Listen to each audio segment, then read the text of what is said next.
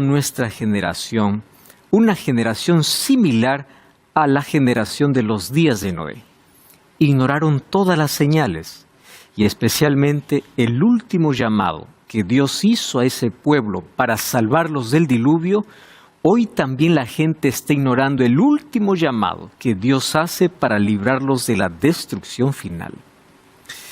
¿Cuál es ese último llamado?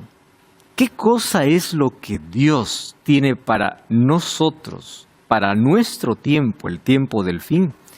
La Biblia declara que hoy hay un mensaje urgente y ese mensaje está descrito en Apocalipsis capítulo 14. Un mensaje urgente y necesario, y es más, es el último llamado que Dios tiene para su pueblo.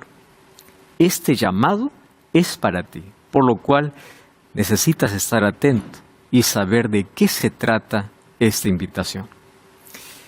Qué bendición poder estar juntos una vez más. Está comenzando Biblia Fácil y estamos listos para otro estudio de la Biblia. El tema de hoy: el último llamado de Dios al mundo. Eres bienvenido. Y bienvenidos amigos a un capítulo más de nuestra temporada Futuro Revelado. Y hemos visto que hay cosas que la Biblia se anticipó, cosas que se cumplieron, cosas que están en cumplimiento, y hay cosas urgentes y necesarias en este tiempo, en el tiempo del fin. El tema de hoy tiene que ver con ¿cuál es el último llamado que Dios hace para el mundo antes de su regreso? Vamos a abrir la Biblia, como siempre, vamos a orar. Querido Dios, nuestro corazón está abierto porque vamos a abrir tu palabra y está abierto para recibir aquella semilla que produce vida. Y queremos que tu palabra pueda entrar a nuestra mente, pueda germinar, pueda producir frutos para vida eterna. Y hoy ayúdanos a comprender la necesidad que tenemos para oír aquel mensaje de advertencia, aquella invitación o aquel llamado que tú haces a toda la humanidad antes que se termine la gracia en el cielo.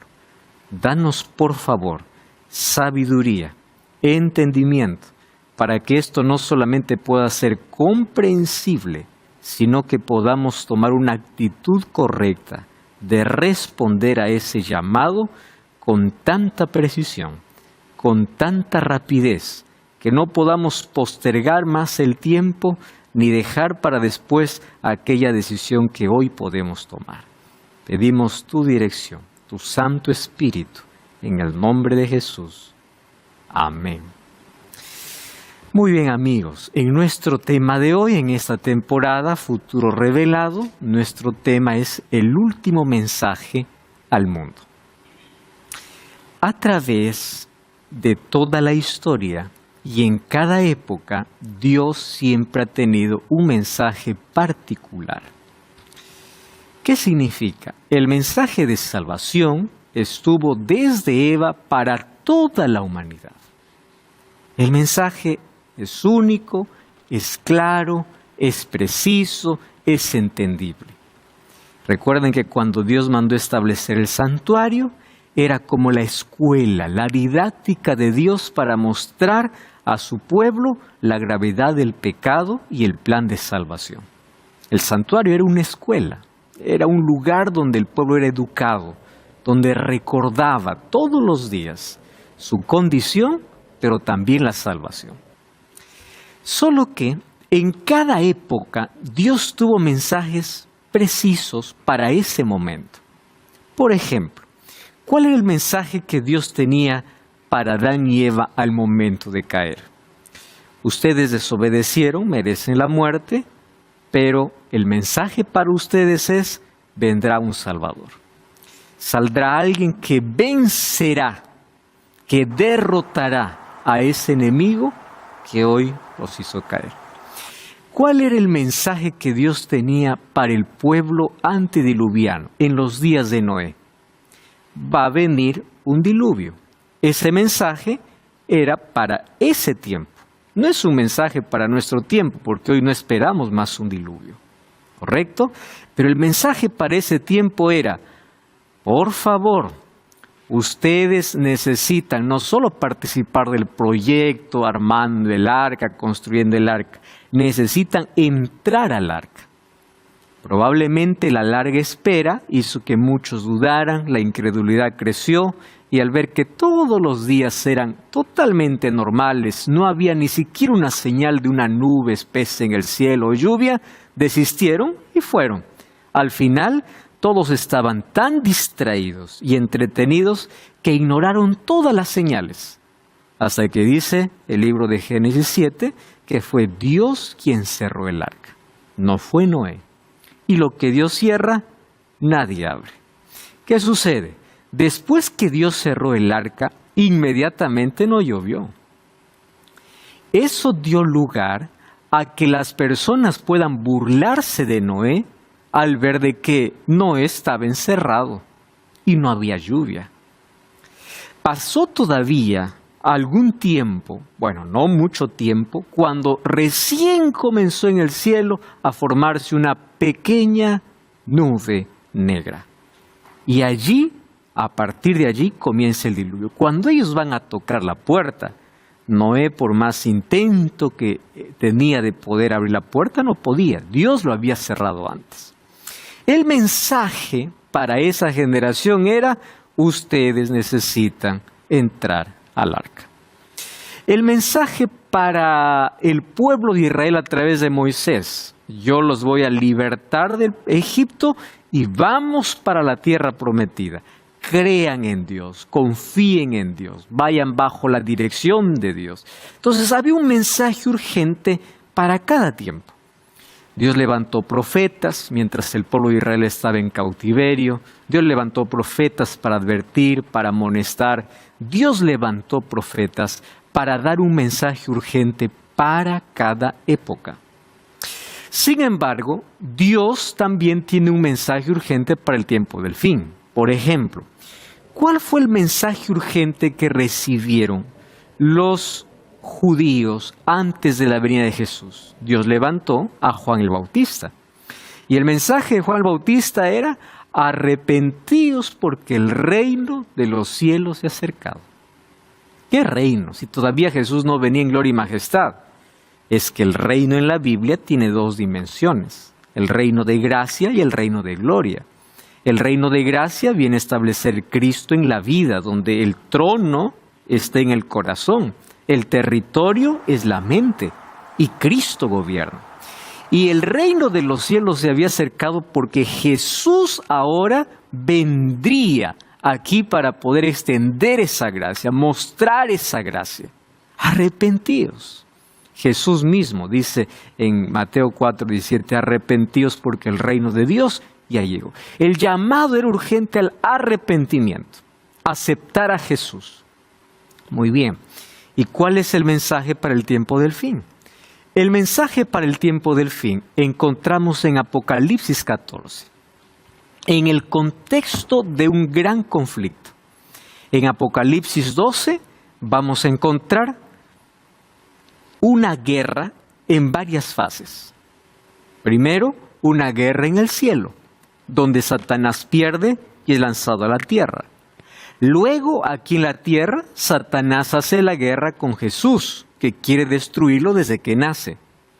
Pero como no puede destruir a Jesús, ahora la guerra se extiende para la iglesia. Y el pueblo de Dios es perseguido por 1260 años. Un poder político religioso comenzó una persecución a los llamados herejes. Desde el año 538 después de Cristo hasta el año 1798, son 1260 años.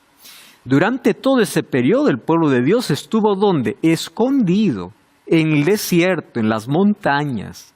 Hablemos de los valdenses, hugonotes, gente que por su fidelidad tuvo que huir.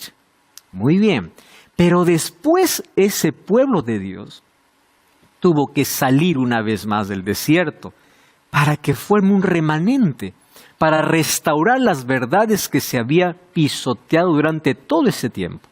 Porque durante todos esos años no solo el pueblo de Dios fue perseguido, la Biblia fue perseguida. La Biblia fue quemada.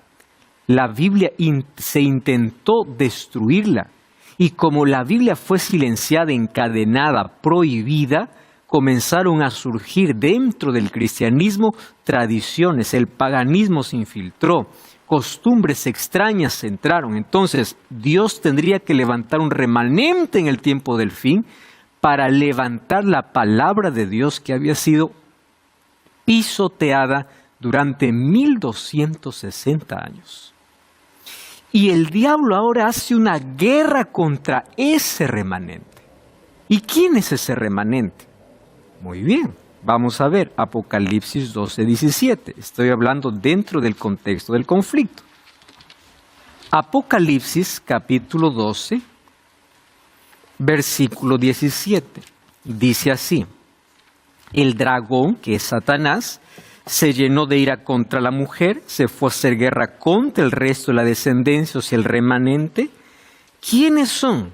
Los que guardan los mandamientos de Dios y tienen el testimonio de Jesús. Muy bien. Dos cosas se resaltan como característica de este remanente.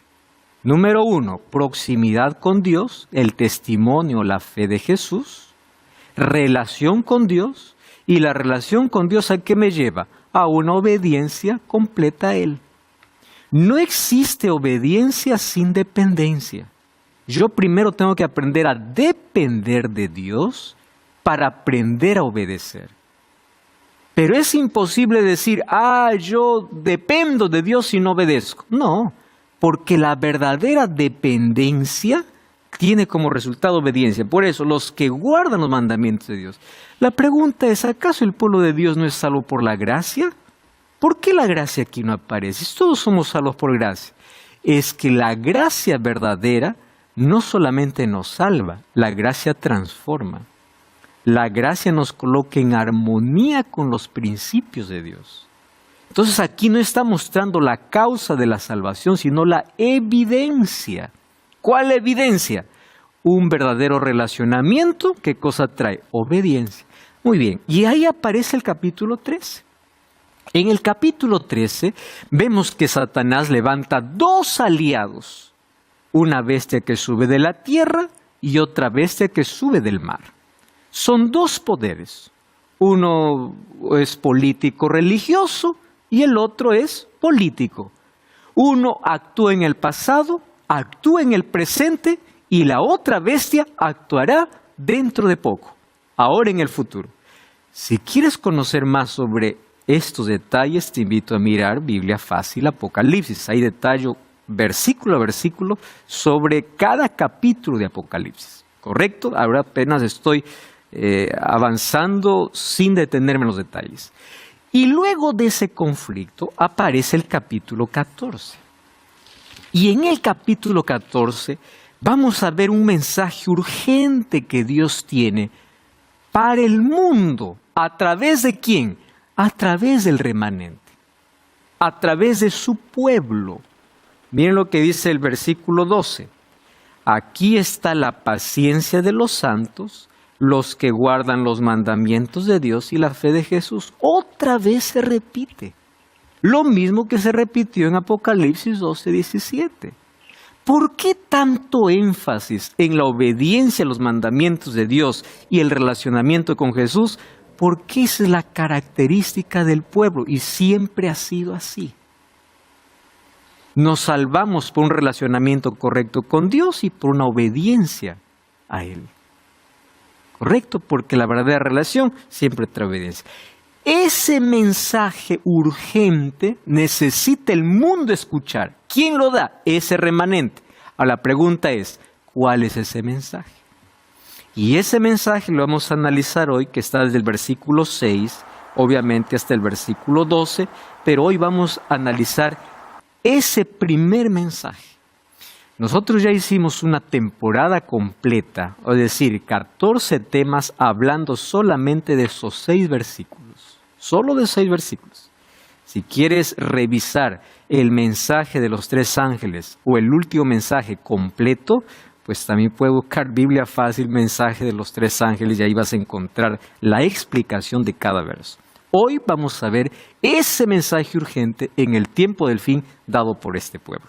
Hablando de mensajes urgentes, apenas una historia para recordar. Pompeya era una de las ciudades más prósperas, más ricas, más lujosas y de mayor placer.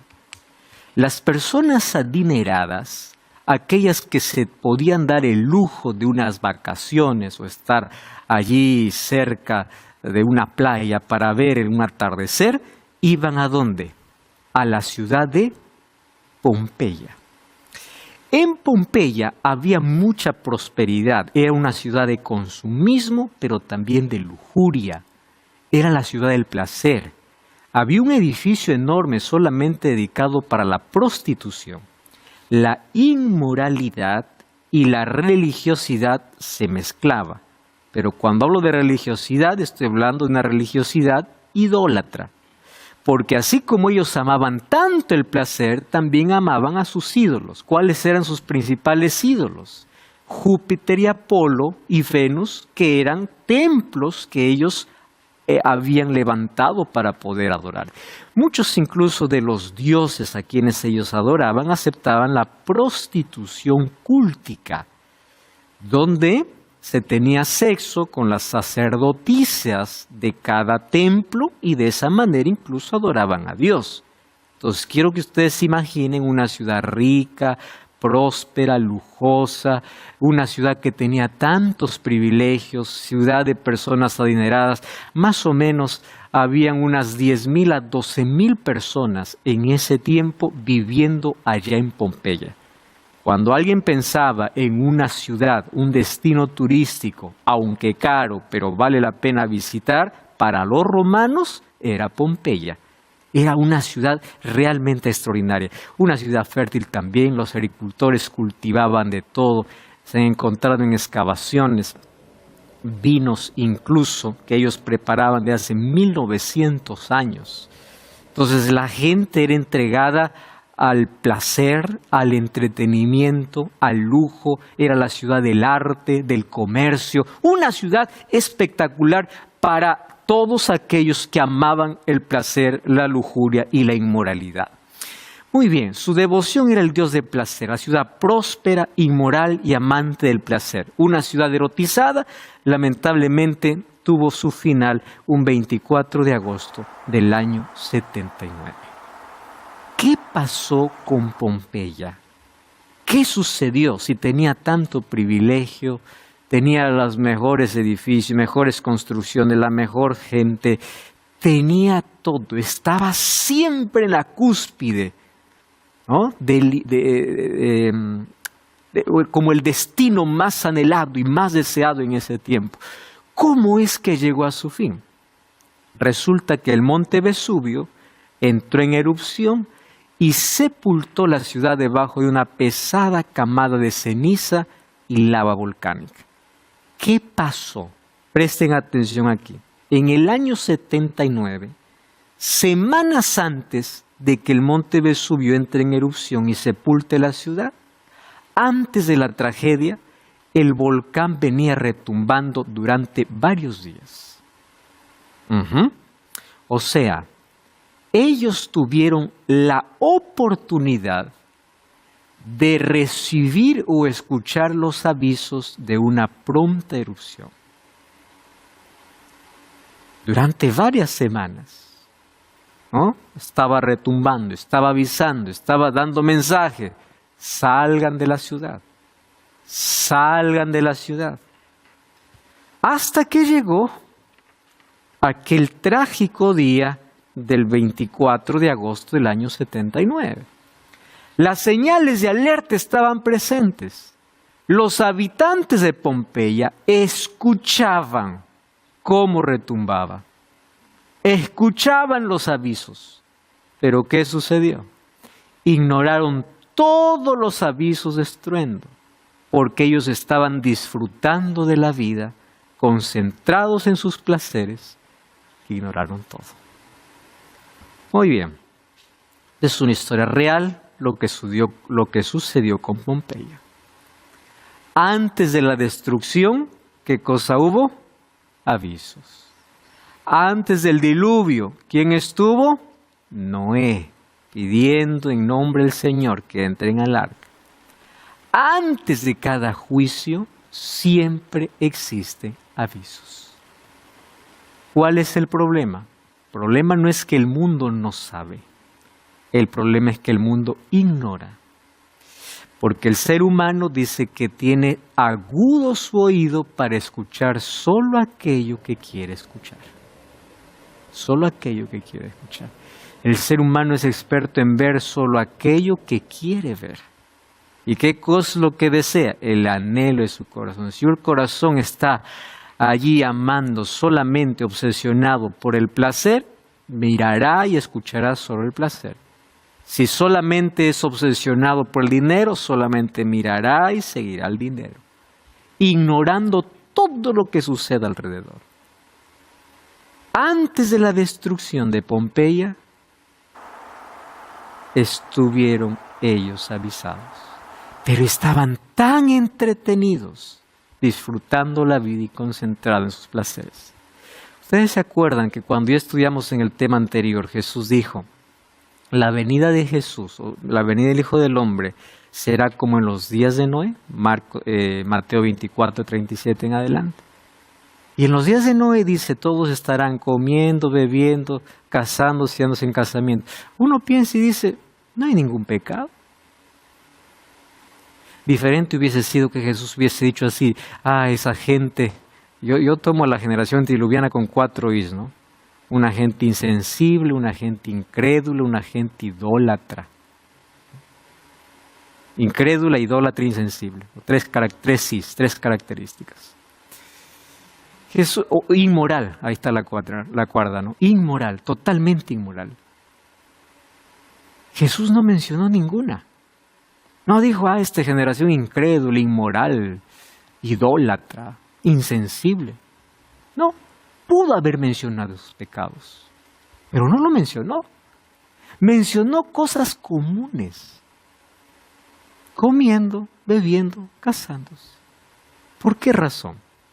Porque la gente antediluviana, aún viendo tantas cosas, miren, animales entrando en un arca, ¿no es algo fuera de lo común?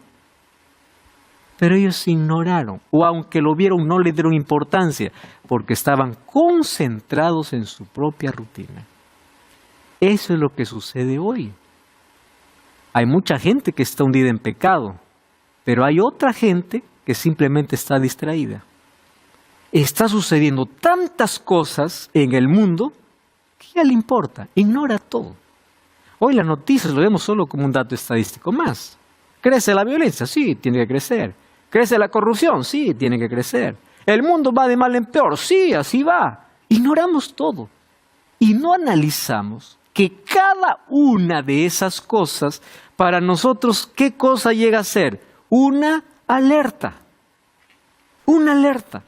Más violencia, más dolor, más inseguridad, más guerras, más corrupción, más tragedias, la naturaleza enloquecida. Todo eso, ¿qué cosa llega a ser para nosotros? Sonidos alertando el fin.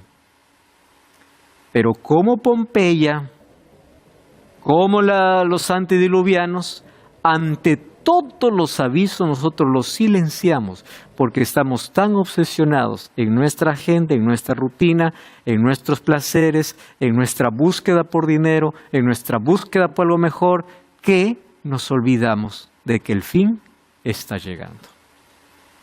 Ignorar los avisos, los llamados, las advertencias que Dios hace, nos hace que todos podamos terminar en destrucción.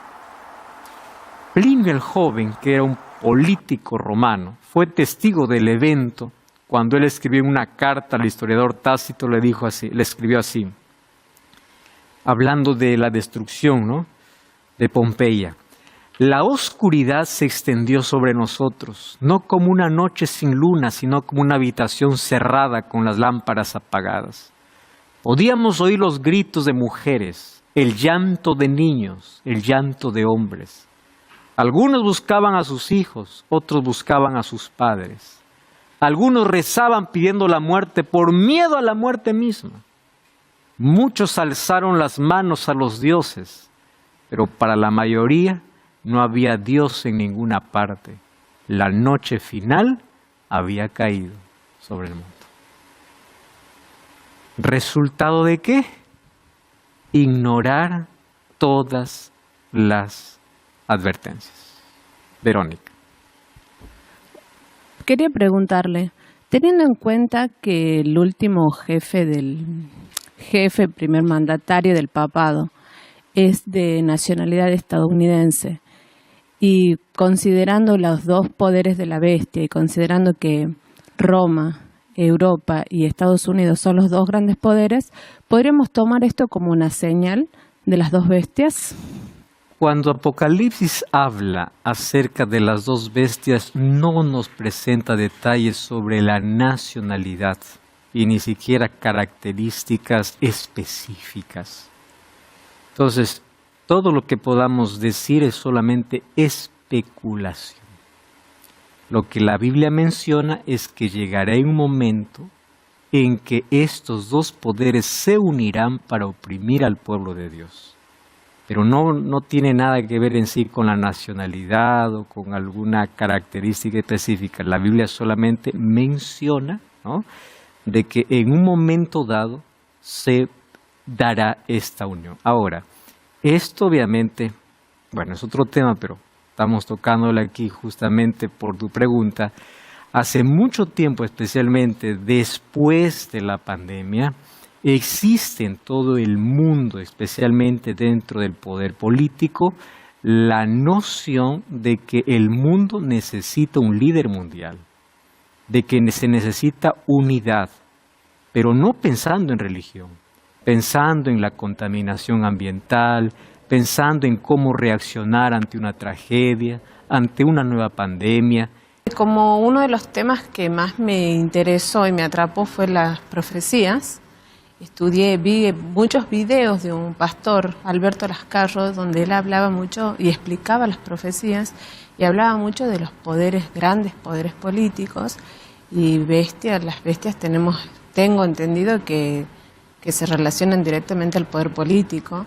Entonces relacionaba Estados Unidos y Europa, que son los dos grandes poderes, y ahora la pregunta que hice se basaba en eso, ¿no? En que hoy en día el papado, estando hoy liderado por alguien directo de Estados Unidos, eso la verdad es que cuando lo supe desde un principio me llamaba mucho la atención saber si esa era una de las señales de la unión de las dos bestias, que es de lo que habla el Apocalipsis.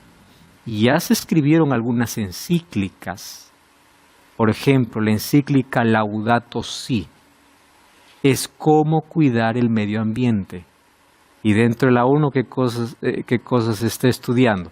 Necesitamos nosotros hoy hacer algo para cuidar de nuestro medio ambiente. ¿Qué cosa dice la encíclica papal? Hay una manera de descansar un día. ¿Cuál es ese día? El domingo.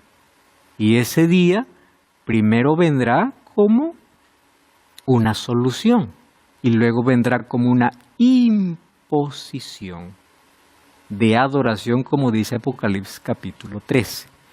Pero luego viene otra encíclica, ¿no? Tutti Frutelli, Fratelli, no sé, no recuerdo muy bien el nombre, donde habla acerca de un gobierno mundial.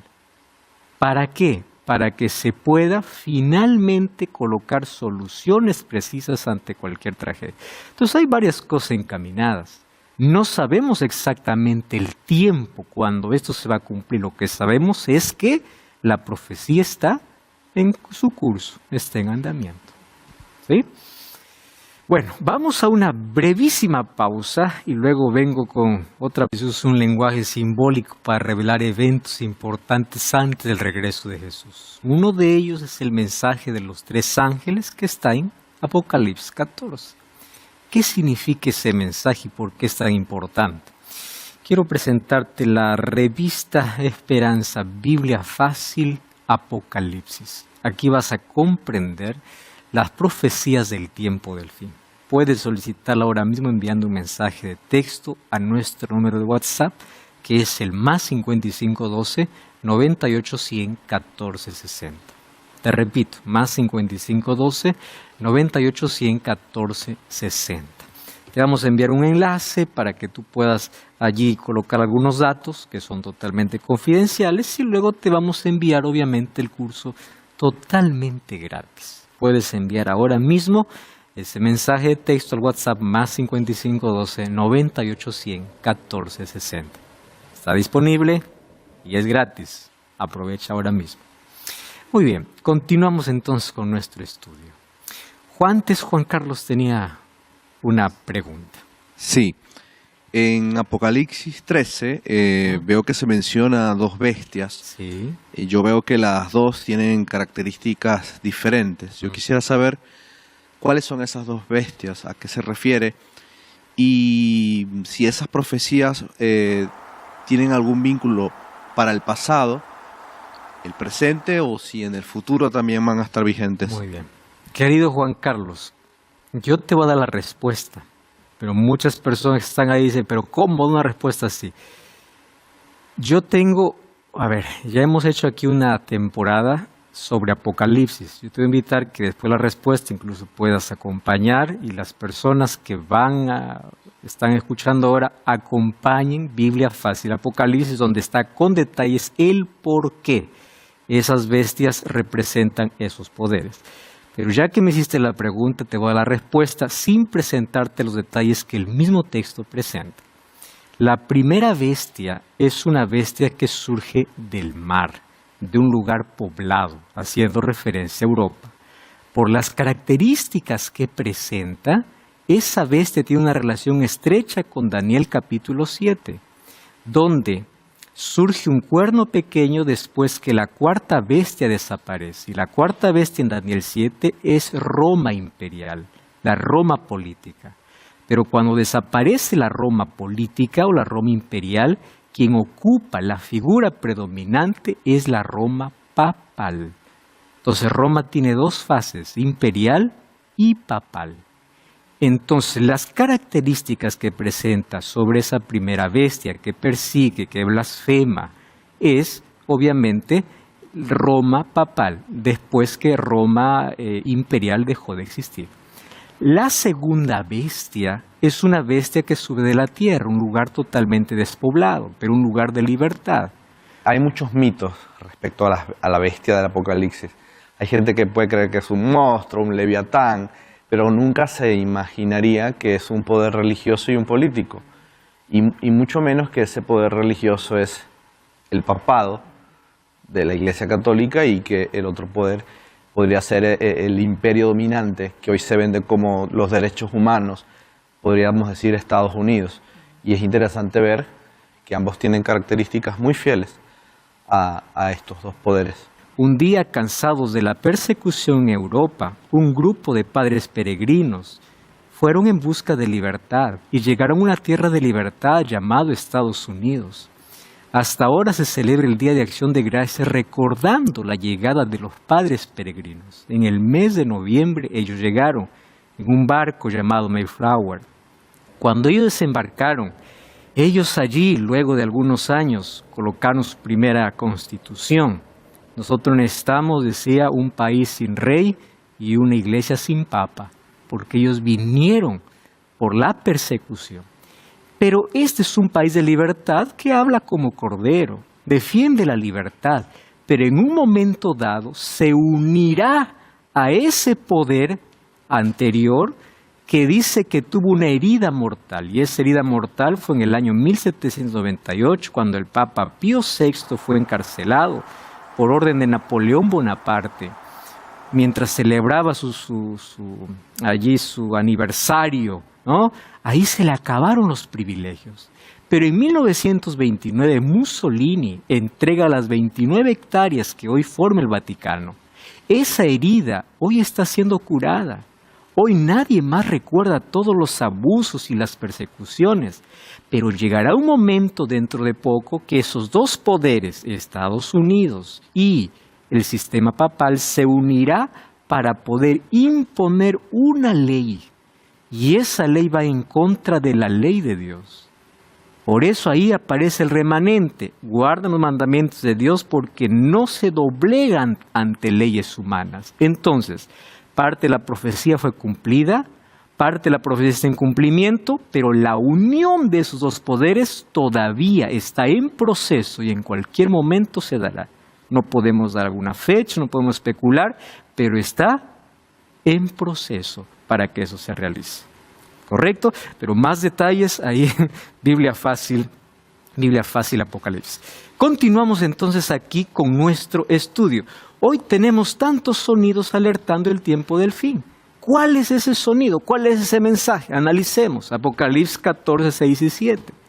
Vi volar por en medio del cielo a otro ángel. Ángel en la Biblia puede significar un ángel celestial o un mensajero humano. Por ejemplo, para Juan el Bautista se dice aquí envío mi ángelus, dice el idioma original, mi ángel, pero está haciendo referencia a Juan el Bautista. Entonces, este mensaje, ¿quién lo da en el tiempo del fin? El pueblo de Dios. No es que un ángel aparece en el cielo dando ese mensaje, no, el pueblo de Dios, el remanente que aparece en Apocalipsis 12 y Apocalipsis 14, ese pueblo da ese mensaje urgente de parte de Dios. Por eso es que el pueblo de Dios tiene que dar un mensaje diferente, un mensaje impopular, que no es agradable a los oídos de la gente. Porque a la gente le gusta escuchar solamente, tú eres tu propio Dios, tú puedes, quieres dinero, ven aquí, quieres casa. Eso le gusta escuchar a las personas. Pero ¿cuál es el mensaje por el tiempo del fin? Este ángel tenía el evangelio eterno. ¿Quién es el evangelio eterno? Es Cristo. Hay mucha gente que dice, no, la iglesia dejó de predicar el evangelio eterno. El evangelio eterno es Cristo. Cada vez que exaltamos a Cristo, estamos hablando del evangelio eterno. Pero Cristo debe ser presentado de manera completa. Porque la gente solamente presenta a Cristo como Salvador. Pero en Apocalipsis encuentro que Jesús es Salvador, Creador, Rey, Sacerdote, Soberano. Jesucristo no solamente debe ser presentado como Salvador, como Creador que necesita ser adorado, como Rey, como gobernante, como el vencedor. Presenta el mensaje eterno, el evangelio eterno. ¿Qué significa evangelio eterno? En la Biblia no hay 2 evangelios. Hay gente que dice, no, en el Antiguo Testamento la gente se salvó por la ley, en el Nuevo Testamento por la gracia. No existen 2 evangelios. Nadie llega al cielo diciendo, estoy aquí por la ley, otro, estoy aquí por la gracia. Eso es ridículo. La Biblia presenta un solo evangelio, y el evangelio es Cristo. Cristo estuvo desde el Edén, desde el primer corderito que murió.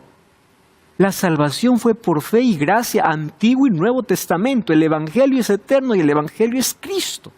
Entonces, el evangelio es uno, es Cristo. Si mi evangelio es solamente hiriente, acusador, sin Cristo estoy perdido, porque el evangelio es Cristo. Cristo es el centro, incluso en Apocalipsis, más allá de las veces y todo, Cristo es el que aparece. Cuando yo pierdo de vista a Cristo, todo pierde sentido. Ahora, Él es el evangelio eterno. Muy bien, pero ¿en qué consiste ese evangelio eterno? ¿O cómo tiene que ser proclamado? Para proclamarlo a los moradores de la tierra, a toda nación, tribu, lengua y pueblo. Muy bien. Toda nación, el evangelio eterno tiene que llegar a todo el mundo. Y gracias a Dios hoy está llegando a todo el mundo a través de un medio de comunicación y otros medios que antes no existían. Decía a gran voz, sin miedo. ¿Cuál es el mensaje? Comprendan lo siguiente. Cuando las personas entienden quién es Cristo, hay 3 actitudes que muestran hacia ese Cristo. Primero, temed a Dios. Segundo, dadle gloria. Tercero, adorad a aquel que hizo el cielo, la tierra, el mar y las fuentes de las aguas. ¿Cuál es el mensaje? ¿Cristo es tu Salvador? ¿Cuál es el mensaje? Témelo, dadle gloria, adóralo. ¿Por qué? Porque hoy estamos viviendo una época de juicio. Miren, este mensaje es dado antes de la venida de Jesús. Y si es antes de la venida de Jesús, no dice el juicio va a llegar. O no dice el juicio ya pasó. Y ese es apenas el primer ángel, porque ahí vamos a ver que aparece un segundo ángel y un tercer ángel antes de la venida de Jesús. Quiere decir que el juicio comienza antes que Cristo regrese. Y hoy ¿qué cosa estamos viviendo? Un juicio. La hora de su juicio ha llegado. Hay un juez en el cielo. Hoy todavía es abogado, pero también es juez, que está determinando el caso de cada ser humano. Cuando el ser humano muere, su caso está decidido, de acuerdo a sus elecciones. Pero cada día, de acuerdo a nuestras decisiones, se está determinando nuestra salvación y perdición. Cuando Jesús aparezca en gloria y majestad, no va a decir, a ver, ¿a quién salvo? ¿Quién se pierde? No, el caso está decidido, porque antes de la venida hay un juicio. Y para pasar este juicio con Cristo, que es el Evangelio eterno, necesitamos 3 cosas: temer a Dios, dar gloria a Dios y adorar a Dios. Eso es el mensaje para este tiempo. Muy bien, el Evangelio eterno. 1 Pedro 1, 18 al 20 dice que nosotros fuimos comprados por la sangre preciosa de Jesús, que fue sacrificado desde antes de la fundación del mundo. De eso ya hablamos un poco allí en el programa anterior. Porque el sacrificio de Cristo estaba ya acordado en el cielo antes que el ser humano caiga. El pecado no tomó por sorpresa a Dios. La solución ya existía antes que surge el problema. Muy bien, el Evangelio eterno es Cristo, porque en Jesús el peso de la culpa es cambiado por el descanso de la fe. En lugar de cargar el peso del pecado, encontramos paz en Dios. Romanos 8:1, ¿qué cosa dice? Ninguna condenación hay para los que están en Cristo Jesús. Entonces, en el juicio, cuando pase mi nombre, yo seré condenado si estoy sin Cristo. La salvación no depende de qué hago, qué no hago, sino con quién estoy. ¿Estoy con Cristo o sin Cristo? Verónica hizo una pregunta interesante. ¿Qué es pecado? Separación de Cristo. Me separo de Dios, estoy perdido, no importa cuántas cosas buenas haga, porque no hay condenación para aquel que está en Cristo. Ah, pero yo soy pecador, yo soy miserable, yo no merezco. No se trata de que mereces, se trata de quién está contigo. 1 Juan 1:9, ¿qué cosa dice? Hijitos míos, estas cosas escribo para que no pequéis. Pero si alguno hubiera pecado, abogado tenemos. ¿Quién es nuestro intercesor? Jesucristo. Pero un día ese intercesor o ese abogado terminará su obra. Eso la Biblia lo llama fin de la gracia o fin del tiempo de gracia, donde Cristo se levantará y ahora sí los casos estarán determinados de toda la humanidad. Cristo nos ofrece no solo libertad de la culpa, sino también del pecado. También nos ofrece libertad del poder del pecado. De eso vamos a ver un poquito después, en la próxima lección.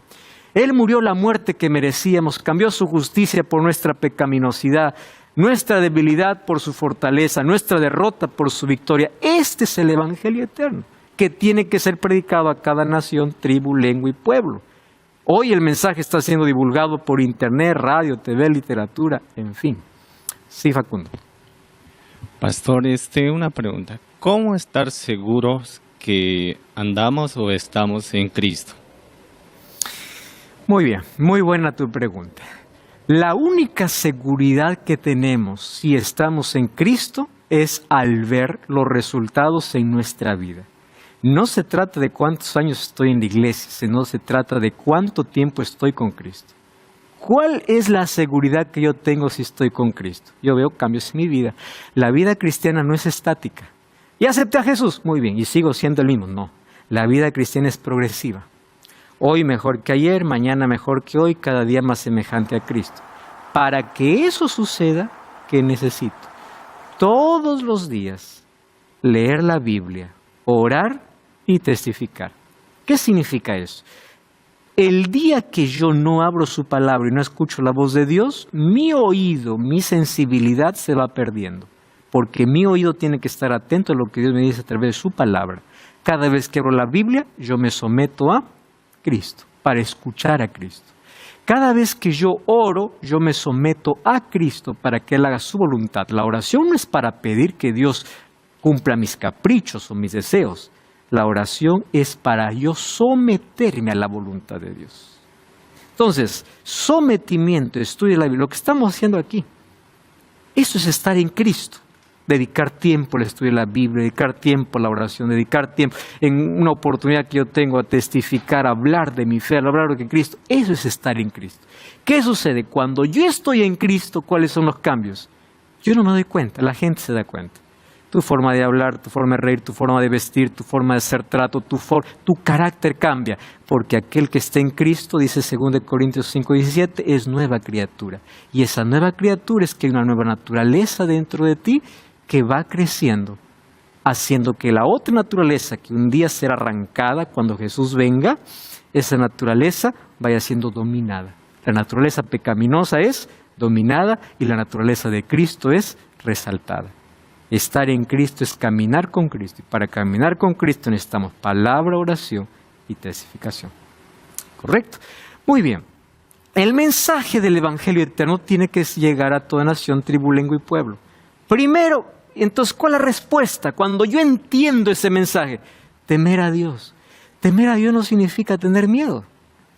Temer a Dios es respetar a Dios, amar a Dios, obedecer a Dios. Ese temer a Dios en Levítico es más o menos colocado en la figura de los hijos a los padres. El hijo ve a su padre con respeto. Y porque lo respeta, le obedece. Ahí viene ya el tipo de disciplina que los padres tenemos que usar, ¿no? La disciplina, la obediencia tiene que ser porque realmente nos respetan y nos aman, no por imposición. Ahora, Jesús no viene a imponernos obediencia, nos da libertad. Pero si nosotros realmente lo amamos, lo respetamos, tenemos que obedecer. Entonces, el temor a Dios tiene que ver con respeto, reverencia y obediencia. Miren lo que dice Eclesiastés capítulo 12, versículo 3.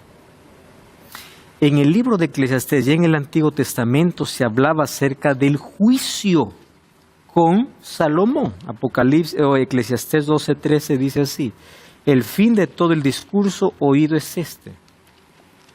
Presten atención a esta expresión, teme a Dios. ¿No es ese el mensaje del primer ángel? ¿Teme a Dios? Muy bien, teme a Dios. Solo que el temor a Dios siempre está unido ¿a qué? Le voy a mostrar otros textos bíblicos. Y guarda sus mandamientos, porque esto es todo del hombre.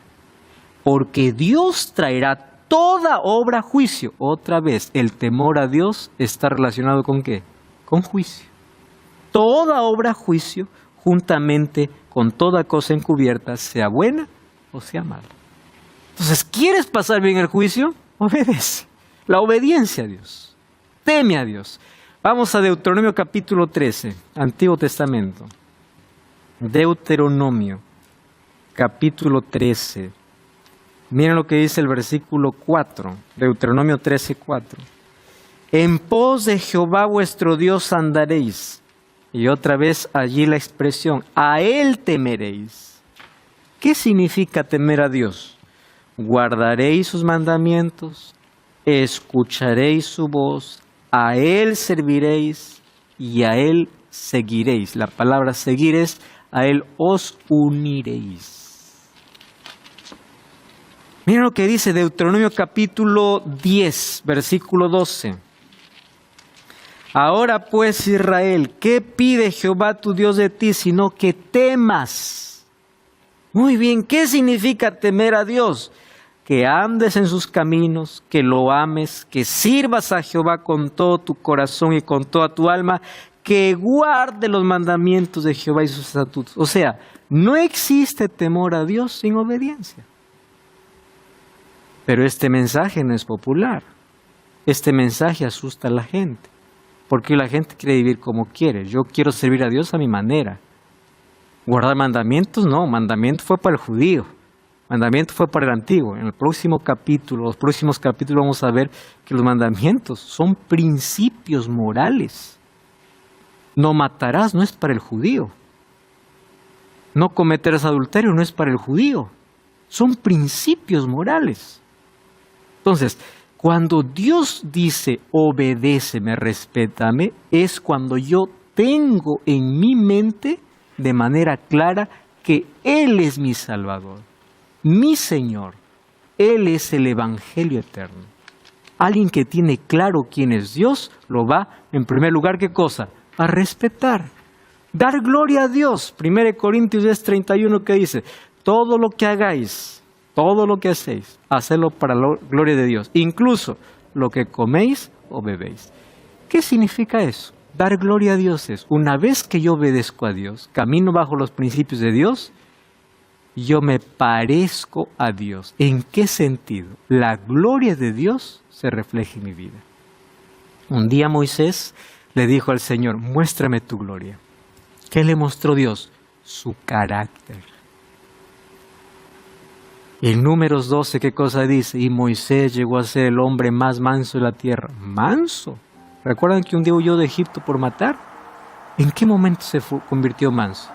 En la medida que se relacionaba con Dios. ¿Qué cosa dice Mateo 5? Ustedes son la luz del mundo.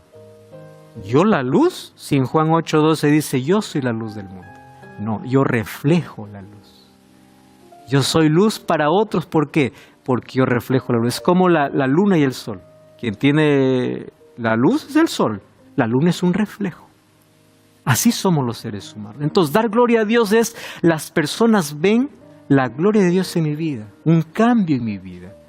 Incluso en mi comida, en mi bebida, en mis decisiones, en mi vida. Yo doy gloria a Dios. Romanos 12:1 dice que nuestra mente renovada, nuestro cuerpo es ofrecido en sacrificio vivo.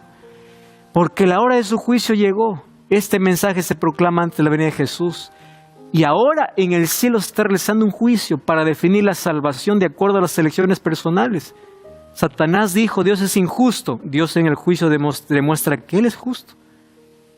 Apocalipsis 22:12 dice, aquí yo vengo pronto y mi galardón conmigo para recompensar a cada uno conforme fuera su obra.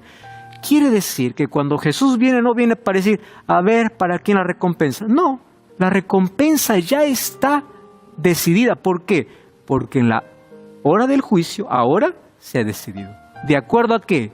No por imposición divina, sino de acuerdo a la decisión humana. Cada ser humano elige.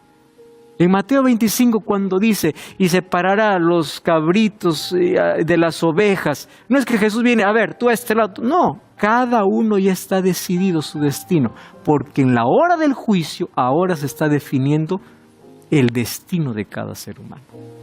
Y ese destino se define de cuánto acepto o cuánto yo rechazo a Jesús. Adora al Creador.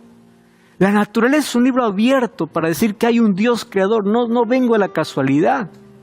Y ustedes saben que Apocalipsis 14:7 tiene una relación con el sábado. Cuando vamos a Éxodo capítulo 20, versículo 11, dice, ¿por qué tienes que guardar el sábado? Porque Él es el creador del cielo, la tierra, el mar y las fuentes de las aguas.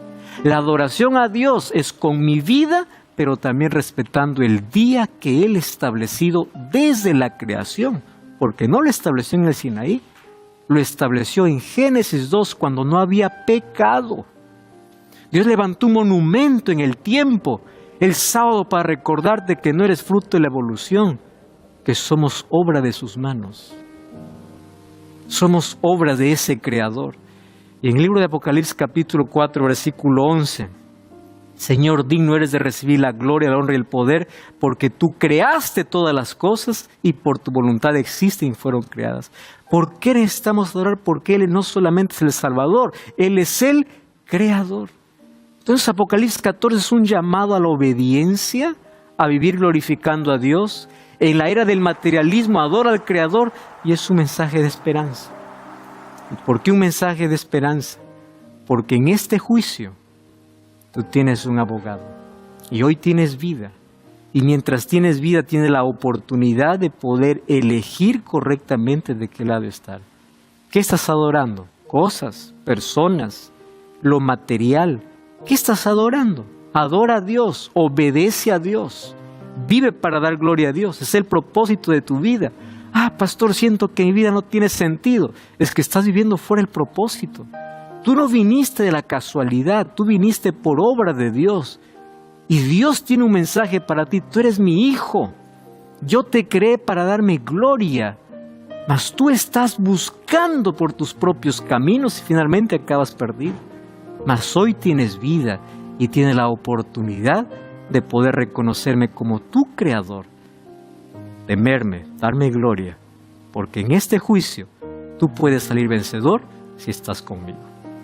Tú allí entrega tu vida a Jesús y dile: Señor, te reconozco como mi Salvador y Creador, y yo quiero temerte, obedecerte, adorarte y amarte. Cada día se decide el destino de cada ser humano y nadie sabe cuándo es su último día. Puede ser que hoy para ti sea el último mensaje que estás escuchando en tu vida, o puede ser que sea mi último mensaje que estoy predicando para alguien. Tu vida y la mía solamente está en las manos de Dios. La única garantía es nuestro presente. Por eso la Biblia dice: hoy es el día de buena nueva, y si oyeres hoy su voz, no endurezcáis vuestros corazones. ¿Hace cuánto tiempo estás perdiendo, dando la espalda a Dios? Te has alejado de Dios, te apartaste del camino de Dios. Tú sabes que estás en un camino equivocado, mas estás postergando siempre tu tiempo para no volver. Hoy los brazos de Jesús están abiertos. Por favor, no tengas tu corazón cerrado. Hoy hay gracia en el cielo. Acércate allí, porque hay un Dios que te ama y te perdona. Ora conmigo. Gracias, Señor, por tu palabra. Que este último mensaje que hoy hemos escuchado pueda resonar no solo en nuestra conciencia, pueda despertar nuestra conciencia y llevarnos una entrega completa a ti.